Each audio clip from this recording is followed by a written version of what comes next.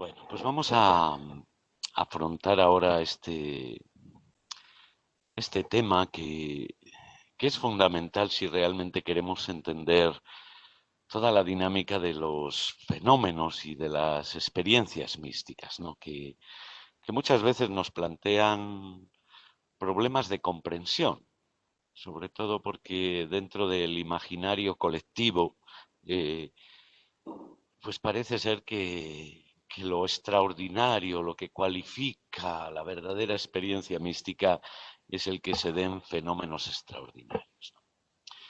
Bueno, aquí tenemos que decir que hay diversos elementos que hay que tener en cuenta, ¿no? Por un lado, toda una serie de aspectos doctrinales que yo os invito a que prestéis atención a todo ello en la lectura de estos capítulos, ¿no? Para que no nos perdamos en la fenomenología, ¿no? Que ciertamente tiene su importancia, pero no es lo más importante, ¿no? En este sentido, lo importante, lo verdaderamente importante, lo que significa la mística como vivencia plena, madura de la vida de la fe, es el crecimiento en el amor y por lo tanto en alcanzar la unión de amor con Dios. Ese es el objetivo, esa es la razón y ese es el dinamismo de la mística. No hay otro. Y quien piense que es tener fenómenos o tener experiencias extraordinarias está muy equivocado. ¿Por qué? Porque está buscando su propio ego, no está buscando lo que es el objetivo de Dios a través de este camino y de esta realidad. Es decir, la mística hace referencia a la unión de amor con Dios, con el misterio, la conciencia del misterio que está aconteciendo en nosotros y que en clave cristiana es vivir la verdadera filiación. Por lo tanto, vivir la unión de amor con Dios, que quiere relacionarse con nosotros como Padre, en esa dinámica Padre-Hijo, ¿no? Otro aspecto importante, porque muchas veces se pierde también esto de vista y vemos más lo externo que lo interno. La autenticidad de la experiencia mística no está en los fenómenos, está en los efectos. Esto lo detalla muy bien Teresa en esos capítulos anteriores que dedica al camino de la oración, ¿no? Donde va a insistir que la autenticidad y el discernimiento no es en virtud de si he tenido visiones, si he escuchado palabras, si he visto, si no he visto, si he sentido o no he sentido, ¿no? Porque dice Teresa que aquí es muy difícil llegar a hacer una distinción o una clarificación total de si es cosa del sentido, cosa de la imaginación, cosa del pensamiento, cosa de la sugestión. Es decir, un fenómeno puede ser provocado por muchas razones y no siempre es fácil llegar a un discernimiento de si el fenómeno viene por una vía o viene por otra. Lo que sí que es constatable son los efectos que deja en la persona. Y los efectos se refiere sobre todo, dirá Teresa, a las virtudes. Si esta persona crece más en el amor a su prójimo, crece más en humildad, crece más en alegría, crece más en sencillez, etcétera, etcétera, etcétera, podemos decir que todo el camino que está haciendo es auténtico y que la gracia está actuando en ella, tenga o no tenga fenómenos. Otro elemento que también es importantísimo, ¿no? Eh, como pauta teológica y pauta de lectura, ¿no? Lo que verdaderamente importa es lo que denominamos la fuerza santificante de la gracia.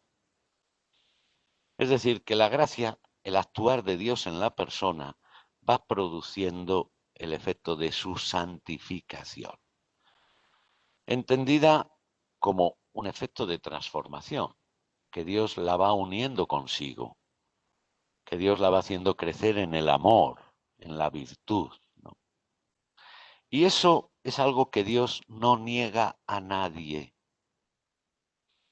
Y por lo tanto la posibilidad de recorrer el camino místico es un don ofrecido por parte de Dios a todos, porque Dios quiere unirnos a todos en el amor. Y quien niegue esto es que no ha entendido nada del Evangelio. ¿Eso significa que todos tenemos que tener éxtasis? No, porque no es lo importante. Lo que significa es que todos tenemos que abrir el corazón a que esa fuerza de la presencia de Dios nos vaya inflamando, nos vaya haciendo crecer en el amor, que es lo único verdaderamente importante. Y que el mismo Cristo dejará constancia de ello, ¿no? Que aquí lo importante, el único signo distintivo, el único valor del cristiano es el amor a Dios y al prójimo, como a uno mismo. Y otro valor que Teresa va a ir descubriendo, y es que el proceso espiritual es un proceso de integración del hombre completo. No es simplemente una realidad que vive el alma. Fijaos que esto Teresa lo va a ir aprendiendo progresivamente en el camino, ¿no? De hecho, ella muchas veces dice, ay, es que eso lo sentía también en el cuerpo y me dejaba a veces los huesos descoyuntados, otras veces me llenaba de placer, otras veces... ¿Qué está aprendiendo ahí Teresa? Que la acción de Dios en el alma es una acción que abarca al hombre completo.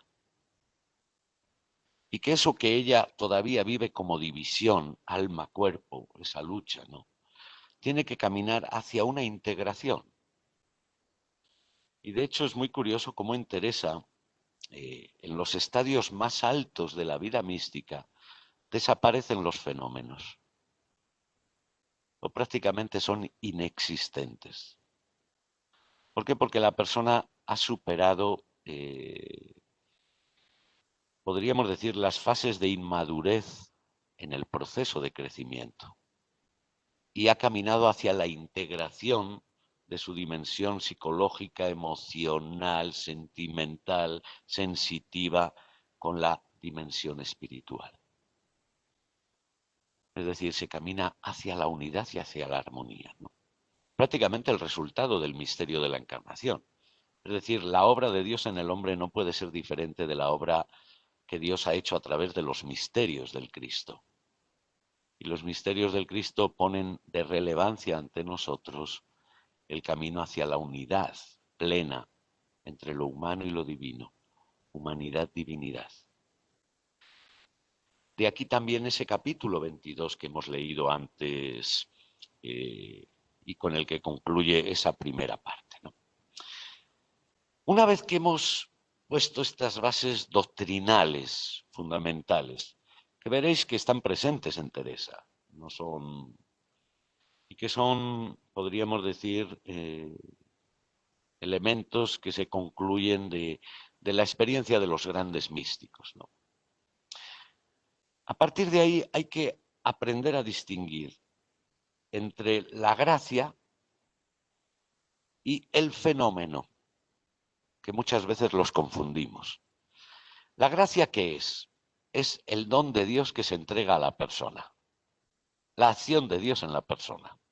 Esa es la gracia. Y el fenómeno es lo que produce en la persona esa acción de la gracia. O dicho de otra manera, es la reacción psíquica, emocional del individuo frente a la acción de la gracia. Y esto pues va a depender generalmente del psiquismo de cada sujeto. Fijaos, la gracia que implica o qué significa, ¿no? Lo sabemos muy bien, es el actuar del Dios amor, es el Dios amor que se entrega a la persona.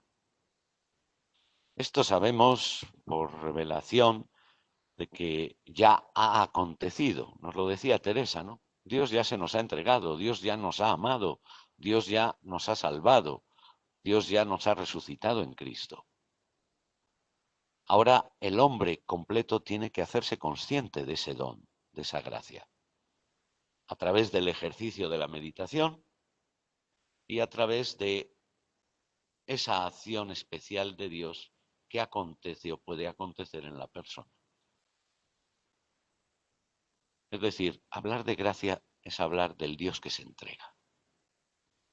Como diría Teresa, del Dios que nunca se cansa de dar, ¿no? Y por lo tanto estamos hablando de una dimensión que compete absolutamente a todos. Dios no niega su amor a nadie. No puede negarlo. Sería contrario a su propia naturaleza y a su propia condición, puesto que Él nos ha querido y nos ha creado como hijos suyos, como dirá San Pablo, como herederos. Y por lo tanto, su amor es un don que todos ya tenemos. Ahora lo importante que es hacer, prestar atención a esta dimensión. Y luego otra realidad importante, que en cuanto gracia, en cuanto don, es una realidad totalmente gratuita. Fijaos que esto va a ser un aprendizaje muy importante en Teresa, ¿no? ¿Recordáis cuando empieza todas sus experiencias místicas y empieza ella a temor y pide consulta y le dicen que es el demonio? ¿Por qué? Porque había una mentalidad que pensaban que Dios no podía dar esa gracia a todos, solo a los que eran extraordinariamente buenos. Pero Teresa era una pecadora. Es decir, Dios da su amor porque es Dios y no porque yo soy muy bueno, o soy el mejor orante, o soy el más sacrificado. No, Dios da su amor gratuitamente porque es Dios. Es decir, aquí no entra la dinámica del mérito, ¿no? Que tantas veces ha pervertido el sentido de la fe y de la religión. Aquí entra la dinámica de la gratuidad. Lo subrayábamos al leer la conversión de Teresa, ¿no?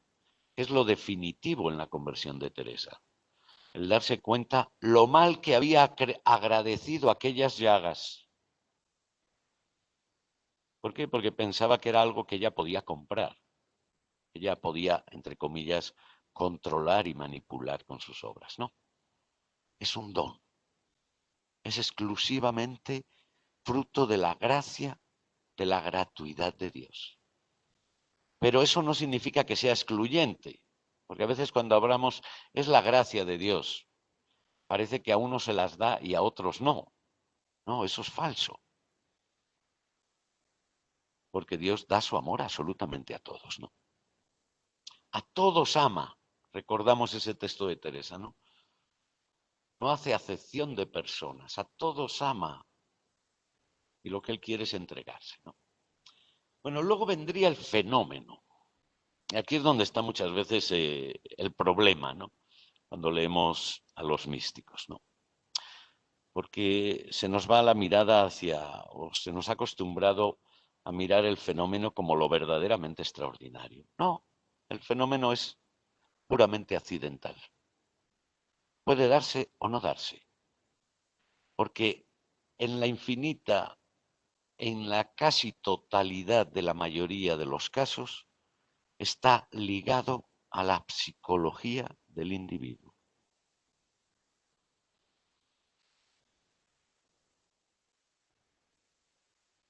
Es decir, relacionado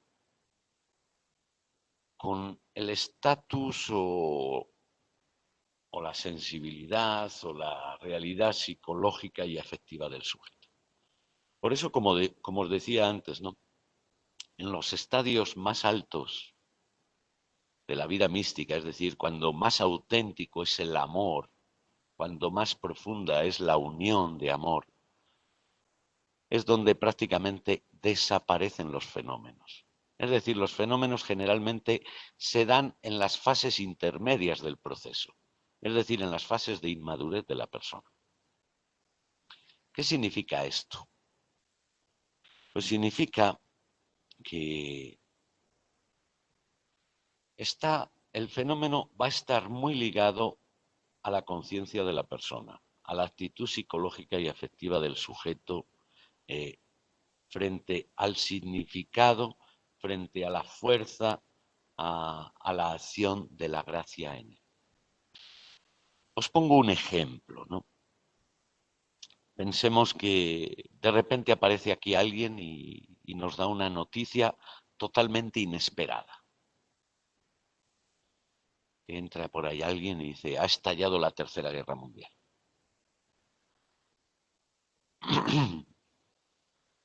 O que ha decidido el gobierno que no nos podemos mover del sitio donde estamos.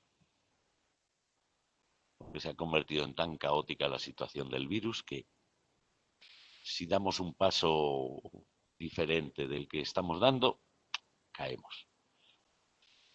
No sé, cualquier cosa que pueda tener un impacto inesperado en nosotros, ¿no? ¿Cómo reaccionamos frente a esa noticia? Pues seguramente que cada uno vamos a reaccionar de una manera. A todos nos va a sorprender. Pero la acción que va a producir en mí esa sorpresa inesperada va a depender de mi estado emocional y psicológico. Si yo, por ejemplo, tengo planeado o estoy que dentro de media hora voy a estar y voy a recibir un premio, no sé qué, todo eso bloquea la posibilidad de eso que estaba esperando durante mucho tiempo. ¿Y eso qué provoca? Me entristece quizás profundamente o me frustra. O quizás en otro le da por llorar o a otro se desmaya y pierde el conocimiento. Otro se queda con la mente en blanco. Fijaos cuando ha habido, por ejemplo, estos atentados terroristas, ¿no? Terribles, ¿no? Que enseguida ponen un batallón de psicólogos para ayudar a la gente. ¿Cómo reacciona la gente? Hay de todo. Hay gente que se sobrepone fácilmente. Hay gente que se ve totalmente frustrada, que se ve totalmente ida, otros que caen en un estado de pánico. El acontecimiento es el mismo para todos. Pero la reacción, el fenómeno, lo que produce en mí, es diferente en cada uno, conforme a la psicología de cada uno. Pensemos en un fenómeno que, por ejemplo, ha sido la causa y el origen de muchos mitos, de muchas leyendas, de muchos cuentos, de muchas fantasías, ¿no? Es decir, hay un bosque hermoso aquí al lado, ¿no? Pero por lo que sea, empieza a correrse la voz de que por las noches en ese bosque pasan cosas raras. Y que uno de nosotros se va allí a caminar por ese bosque por la noche. Y acontece algo extraño, algo inesperado. Que igual es simplemente que se cae una rama porque estaba demasiado seca. ¿Cómo reacciona uno frente a eso? Según cómo esté su cerebro en ese momento. Si la persona es muy sugestiva, ¿no? Si se ha dejado sugestionar por lo que le han dicho, ¿no? Es que hay cuidado, hay unos fantasmas, hay unas brujas, hay unos dragones, yo qué sé, cualquier cosa. Frente a ese fenómeno inesperado de una rama que se cae y que no se ve, uno es capaz de ver de todo y salir corriendo y empezar a contar, ¡ay, que he visto una bruja! Y no ha visto nada. ¿Está mintiendo? No, no está mintiendo. El fenómeno inesperado ha actuado en su psiquismo y su psiquismo ha reaccionado. ¿Y cómo reacciona? Poniendo en movimiento todo lo que es la persona, su imaginación, su idea, su memoria, sus emociones, sus afectos, etcétera, etcétera. ¿Qué significa esto? ¿Que los fenómenos místicos no son auténticos? Sí, son auténticos, pero en el acontecer del psiquismo de la persona. ¿Por qué? Porque el fenómeno me dice cómo reacciona mi cuerpo, mi ser, mi psiquismo frente a una realidad inesperada. La sorpresa de Dios, por ejemplo. De repente, Dios me concede ese sentir su presencia. Pues igual eso me puede llevar a lo que Teresa llama el arrobamiento, es decir, a salir de la realidad, a centrarme tanto en esa experiencia profunda que me olvido totalmente de todo lo que está aconteciendo en mi exterior. Pero eso puede pasar y puede no pasar. Hay quien lo vive y lo acoge en una normalidad o quien lo vive en una dimensión diferente. Es muy importante que hagamos esta distinción, ¿no? Porque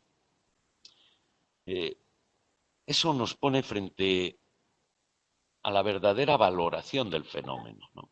Que es importante para el sujeto que lo sufre, ciertamente, pero que puede o no puede darse, porque no solo va ligado a la acción de la gracia, sino también a la percepción, a la capacidad de percepción del sujeto, a su sensibilidad, a su afectividad, a su emoción.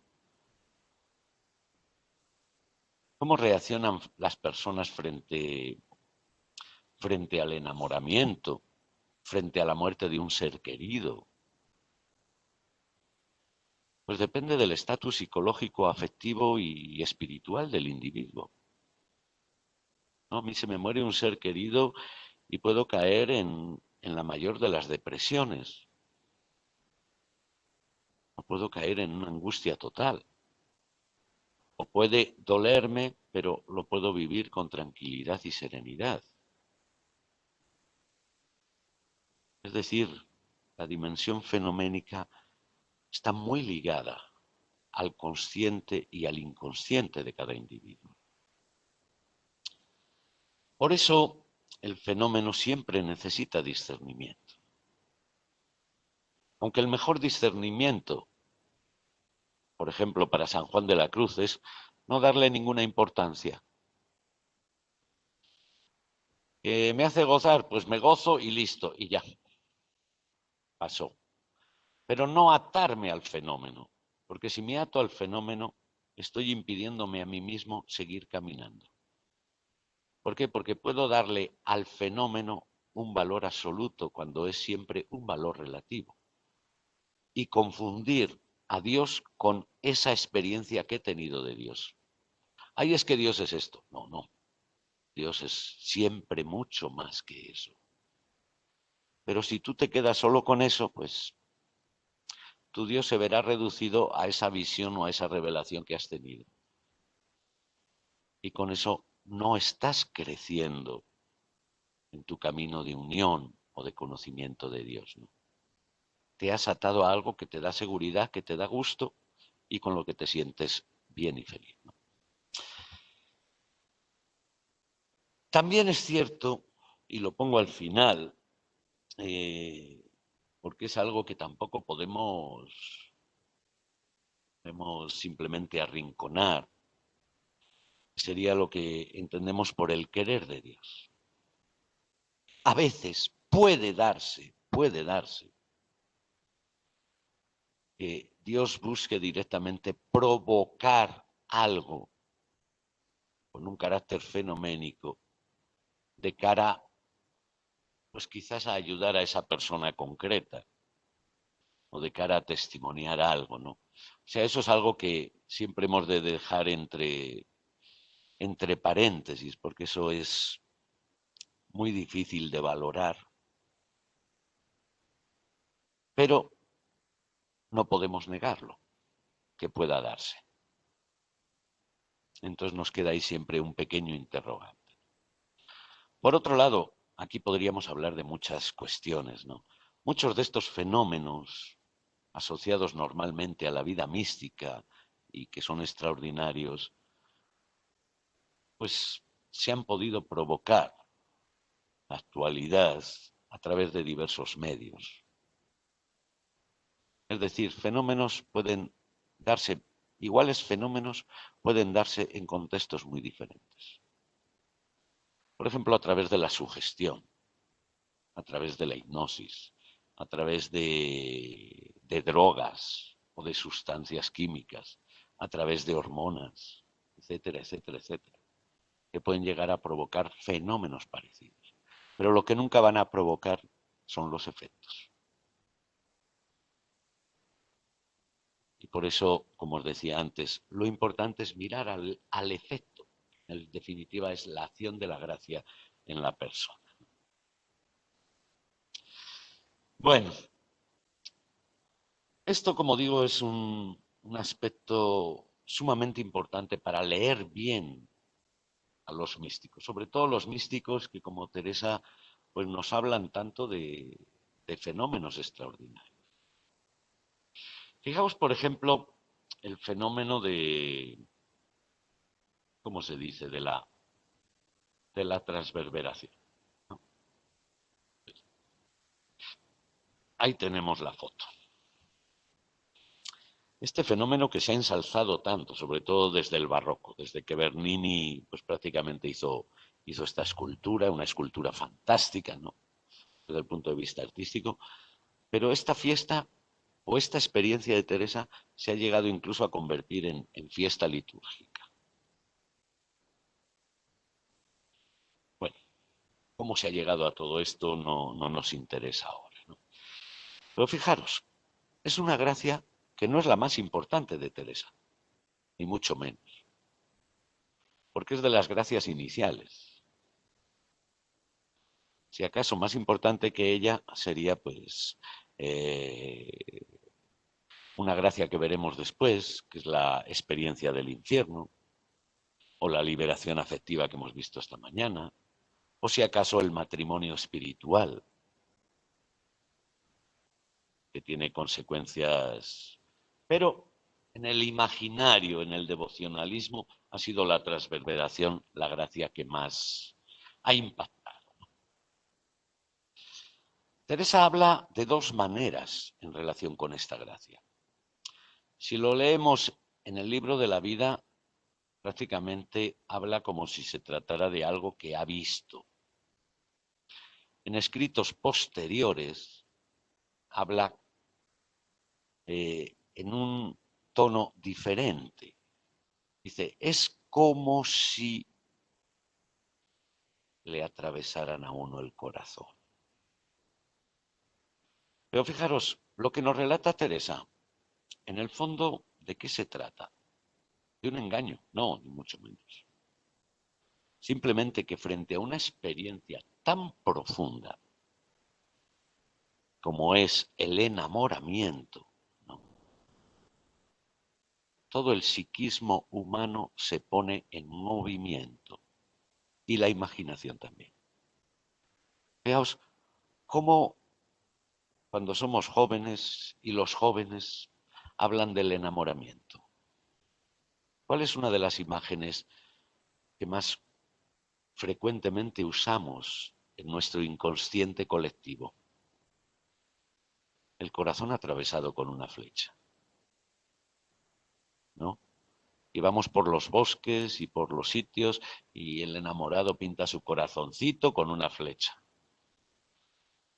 Y cuando narra a alguien la experiencia del enamoramiento, ay, es que es como me hubieran atravesado el corazón. O sea, hay un lenguaje, un inconsciente que nos acompaña. Y fijaos que esta imagen del enamoramiento, del ángel lanzando la flecha, es antigua, incluso es una imagen precristiana. Cupido es de la mitología antigua. el ángel que atraviesa el corazón. Fijaos qué curioso que la experiencia de enamoramiento de Teresa vaya iluminada por una imagen que es fruto de un colectivo incluso precristiano.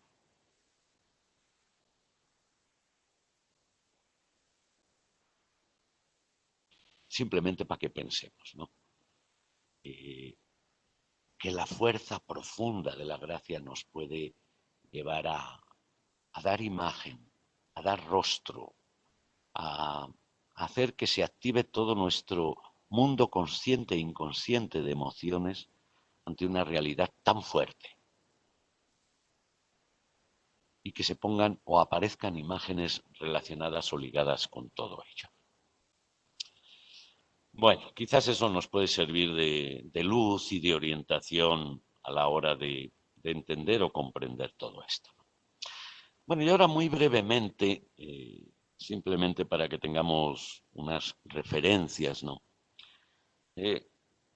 Pues tratar de ver cuáles son esas gracias de las que nos va a hablar Teresa, ¿no? Para que tengamos unas claves para distinguirlas y entenderlas. Y vamos a tratar aquí de distinguir, por un lado, el nombre, lo que es la gracia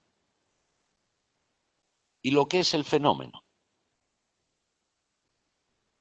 para que, como digo, prestemos atención a la gracia, esa gracia que puede darse a manera de fenómeno o no. Fijaos, Teresa nos va a hablar de diversas experiencias místicas y es lo que nos vamos a encontrar en estos textos de estos capítulos.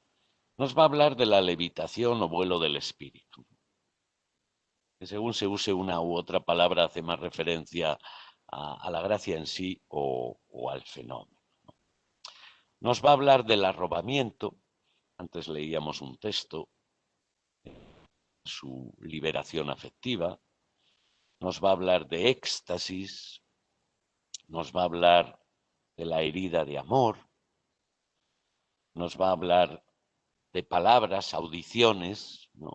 Escucho palabras, de visiones y nos va a hablar también de revelaciones. ¿Qué significa cada una de estas experiencias en el contexto de lo que es la acción de la gracia, ¿no? Que en definitiva es el actuar de Dios y el efecto que Dios produce en la persona a través de estas actuaciones, ¿no? Fijaos, vamos a ver cómo prácticamente todas hacen referencia a un proceso de crecimiento en el amor. De hecho, el vuelo del espíritu es cuando la persona se siente tan profundamente atraída por el amor de Dios que siente que supera la ley de la gravedad, ¿no? Que el espíritu se va detrás de ese amor, ¿no? Es decir, una experiencia profunda de sentirse atraído. El arrobamiento, también ligado siempre a la experiencia del amor, ¿no? Es la sorpresa inesperada. Vemos que incluso podríamos encontrar paralelismos para que se nos haga más fácil de entender en lo que es nuestra experiencia humana frente a tantas y tantas realidades, ¿no? El éxtasis, también en esa misma dinámica, aunque no siempre tan fácil de distinguir, ¿no? Cuando la persona se siente atraída irresistiblemente por el amor de Dios, que la lleva a estar fuera de sí. La herida de amor, que es la experiencia profunda del enamoramiento.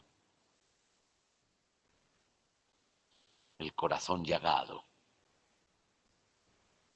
el corazón herido.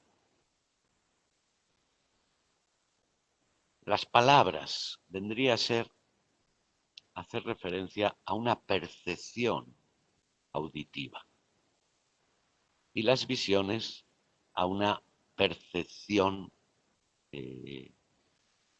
visible, aunque aquí habrá que distinguir dos modalidades, ¿no? Lo que es visible con los ojos corporales o lo que es visible con los ojos interiores. Y luego estarían las revelaciones. Las revelaciones no hacen alusión a lo que va a pasar en el futuro, como a veces se piensa, ¿no? O lo que, sino que es alguna comprensión sobrenatural relacionada con algún misterio de Dios o con algún acontecimiento. Es decir, como una comprensión de aquello que normalmente es misterioso y escondido, pero no es revelaciones de futuro. Eso forma parte más del, como diría yo, de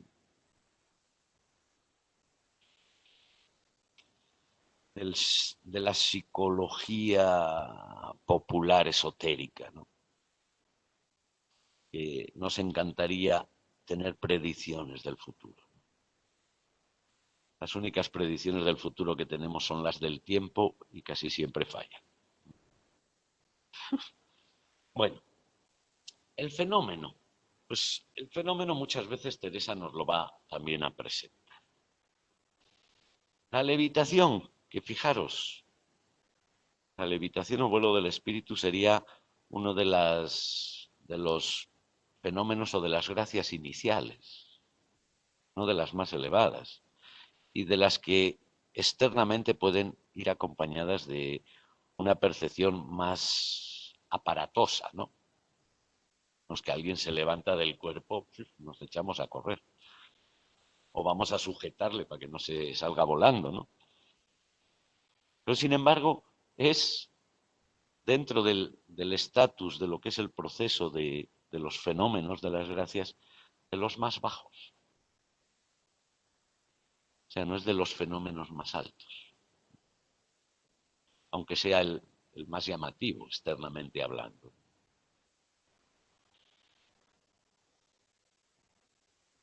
Decir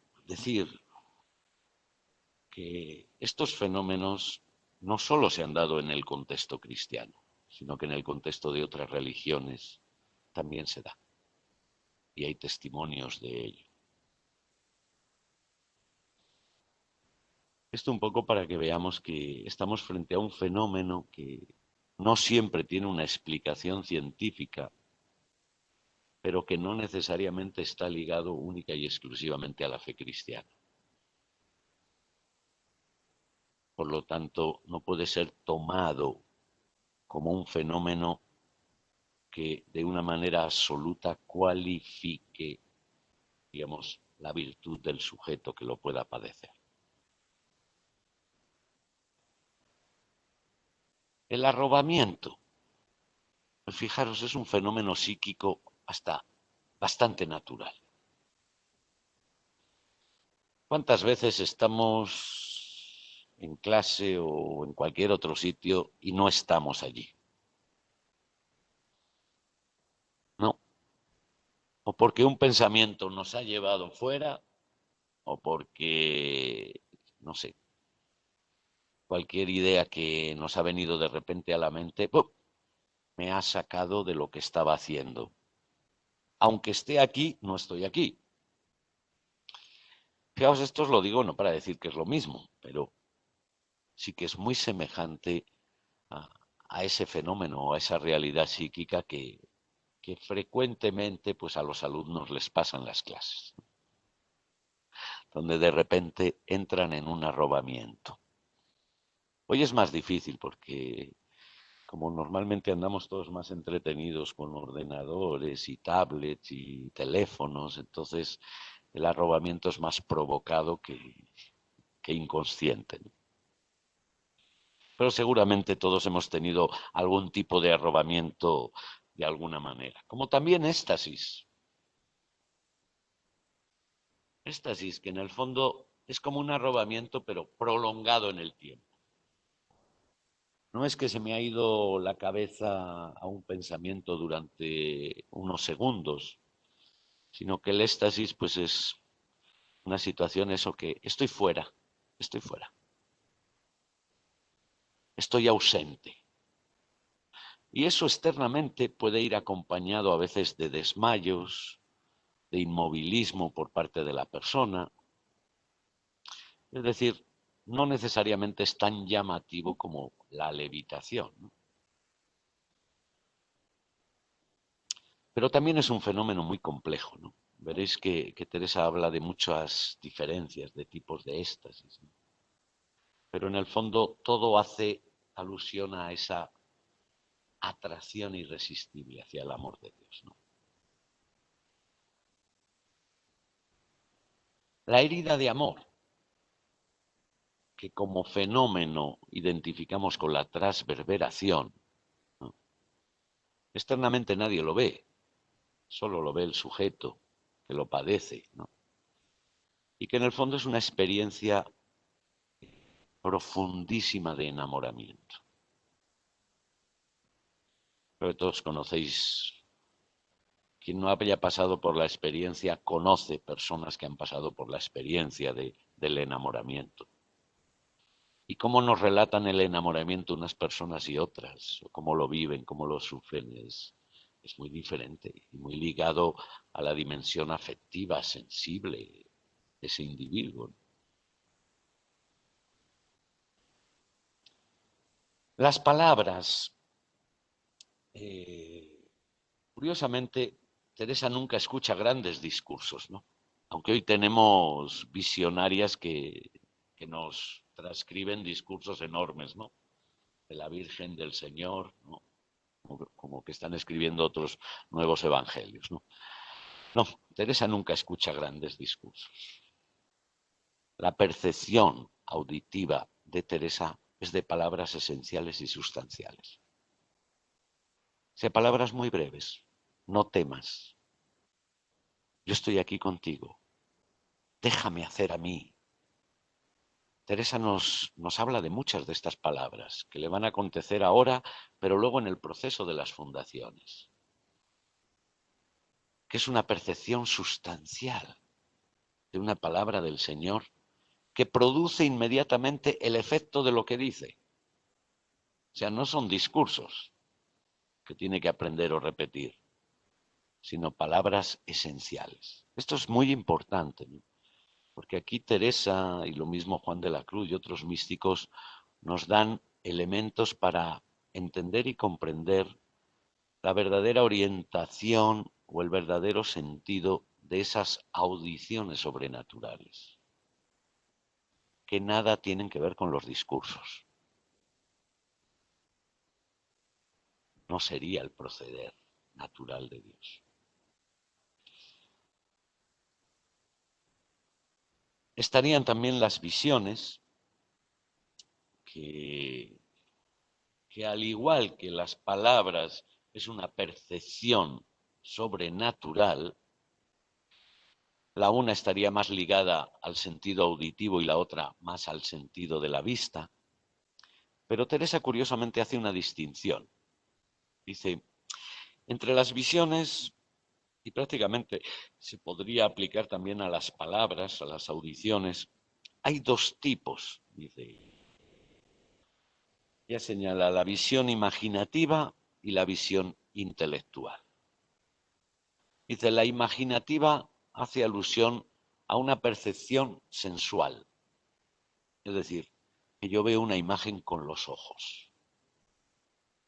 Ahí he visto a Cristo, he visto a San José, he visto a la Virgen. Pero dirá Teresa, esas imágenes son muy peligrosas, porque nunca llegamos a saber si es fruto de nuestra imaginación, fruto de nuestra sensibilidad, fruto de tantas cosas, ¿no? Y están las otras imágenes que son intelectuales, donde no intervienen los sentidos para nada y donde se ve sin ver. Teresa nos pone un ejemplo para clarificarnos esto, ¿no? Es como cuando uno está en una habitación totalmente oscura, que no ve nada, pero que está seguro de que hay alguien ahí con él, aunque ni hable, ni lo vea, ni diga nada. Esas son visiones intelectuales o las percepciones intelectuales, donde no intervienen los sentidos, sino que acontecen en lo profundo del alma, pero que, dice Teresa, son las verdaderamente auténticas, porque ahí no nos pueden engañar los sentidos. Ahí emerge la conciencia del don, que nos hace percibir sin ver, oír sin escuchar la presencia. Y por eso hablamos de eso, de una percepción sobrenatural de la presencia. De Dios que me acompaña, Dios está conmigo. Seguramente nos ha pasado más de una vez, aunque no le hayamos dado tanta importancia. Que emerge en nosotros la certeza de que Dios está aquí, sin necesidad de que activemos nuestra mente o nuestra conciencia, ¿no?